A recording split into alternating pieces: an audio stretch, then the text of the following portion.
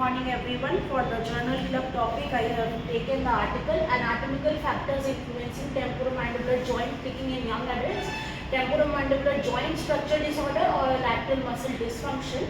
It was published in Frontiers in Bioengineering and Technology with an impact factor of 4.8 in the year 2024. The study setting was in China. So we have to see about some terminologies that are discussed in this article that we need to know before discussing this journal further. So what is texture analysis? It is a computerized technique of the MRI images. By measuring the patterns, we will see the patterns of the light and the dark areas inside the tissues. It will help detect the hidden changes in muscles that are not visible to the naked eye through the patterns. Angular second momentum, ASM. It is a texture analysis parameter, that is, it measures how smooth or uniform the grey color looks in the MRI image. If it is higher, it is more uniform. And contrast, that is the MRI structure, tells how sharp the feature is between the light and the dark areas. The higher the contrast, clearer the patterns. Correlation, it is also related to MRI texture only, shows how similar the brightness across the images. Higher, more consistent grayscale shape. And inverse difference moments. All these are discussed in this journal, that's why I am discussing it. Another texture measure, higher value, clearer, more regular texture, that the muscle looks more organized and structured. Describes the complexity of the random gray patterns in the image, that is the entropy, higher entropy, more disorder or complexity. We already know the oblique or the coronal planes in the MRI. These are the special angles used for viewing when taking MRI pictures. Sagittal plane is the side view, that is cutting the body into the left and the right. Coronal is the front view, cutting into the front and back. And oblique means tilted, to get a better image in the TMJ structures. So what was the goal in this in this research? The researchers wanted to find out why some young adults have the TMJ clicking. What is the reason behind it? Whether it is a joint structure related problem due to the disc or the condyle shape or position, or due to muscle spasms, specifically the lateral pterygoid muscle. To answer this, they had compared the healthy young adults with those with the TMJ clicking. So they had selected healthy and the control groups, 100 university students between 18 to 24 years with no TMJ problems, only with clicking. Final, after the inclusion criteria, 93, 7 were excluded due to MRI motion errors. So the clicking group were divided. Initially 576 were incorporated into the study, but only 97 had this. So the group scale was healthy control, clicking on mouth opening, clicking on mouth closing, and clicking on mouth opening and closing both. Second, they did the palpation of the TMJ to confirm clicking by the help of a dentist. And thirdly, they did the MRI examination, imaging of the TMJ and the muscles. They used the 3 Tesla MRI scanner, high resolution, for the MRI examination, and took images in 2 mouth positions, specifically the closed mouth position and the open mouth position. And special MRI sequences named as OSAC PTW FSE for open and closed for disc and muscle imaging, and OCOR T1W1 FSE for closed structure for joint structure specifically. And what they measured on the MRI, that is a disc position, disc shape, condylar shape, for 3 types: round, flattened and beak-like. And the lateral muscle, pterygoid muscle texture, whether it is smooth or fuzzy in nature. And checked for 4 chewing muscles, all the masseter, temporalis, lateral pterygoid and medial pterygoid. And patient pain rated was on the numerical rating scale between 0 to 10. And texture analysis of the muscles was done, in which the parameters were studied for smoothness or gray pattern, contrast, correlation, ITM, entropy. These all parameters help them to see the hidden inflammation in the TMJ or the muscle changes not visible to the eye. And how they checked for reliability check was done with the help of 3 expert dentists with greater than 15 years experience. They also examined the MRI images and gave their diagnosis. and they use the intra-class correlation coefficient to confirm consistency between the examiners so that there is no bias. So coming to the results, healthy group had 93 students, clicking on opening had 86 students, CMC had clicking on closing had 42, and clicking on both of closing and opening had 28.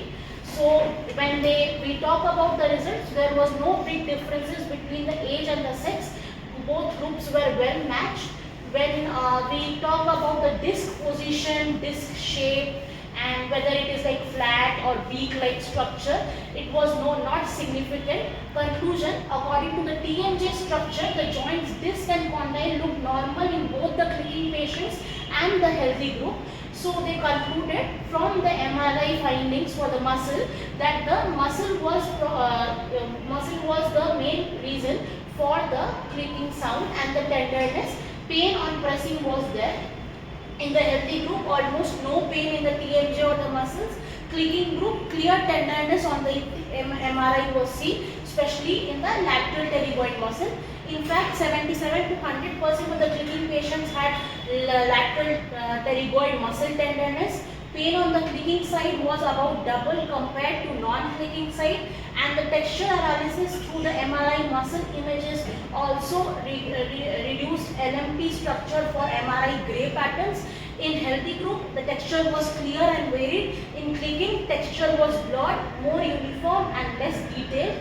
Reliability check was done with the help of dentists with experience, and measurements between different dentists were consistent.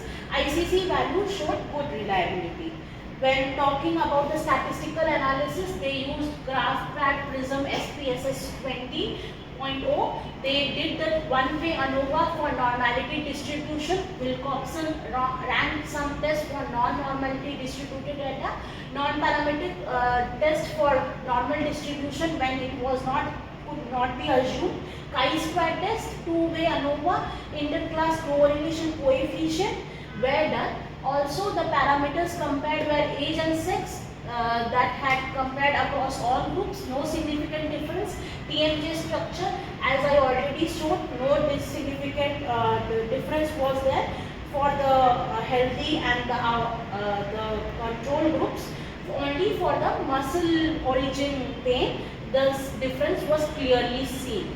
When we talk about the study guidelines, it is an observational cross-sectional comparative study, that is observation of the MRI images plus muscle examination. So it will follow the stroke guidelines. What are the items that are following the checklist of the stroke? That is the title and the abstract, introduction, ethics approval, informed consent, study groups, patient selection, imaging protocols were described in details, palpation techniques, use of the NRS scale was explained in detail, texture analysis method, software for it, that is the image J, was described in detail, statistical analysis was also done in detail, results tables, figures were all provided. Discussion was compared with past studies and highlighted new findings. There were certain limitations that had the stricter exclusion-inclusion clarity. How did they include the patient? How did they exclude the patient? It was not strict enough. Follow-up longitudinal data across the 3-month study. No long-term progression was checked. So the full of the stroke item statements were not fully described. Generalizability, only Chinese population. So results may not apply to all populations and ages. So these were the checklist items that were not followed for sample size, generalizability, reporting standards, and inclusion and exclusion criteria. When we talk about the strengths of the study, it is having well-defined research question which is like causing the problem, either the joint structure, the structure of the TMJ, or the muscle involved in it. So focus specifically on TMJ clicking comes from either joint structure or muscle dysfunction. Narrow scope, having clearer answers. They had young adult population. It is a uniform homogeneous group between 18 to 24 years. So reducing the confounding effects of the age-related joint structures, so arthritis and everything else is excluded. Also coming to the large initial screening was done started with greater than 600 screened individuals. In final analysis, 93 healthy plus 249 clicking patients were included into the study. Detailed grouping of patients was done, as I already told.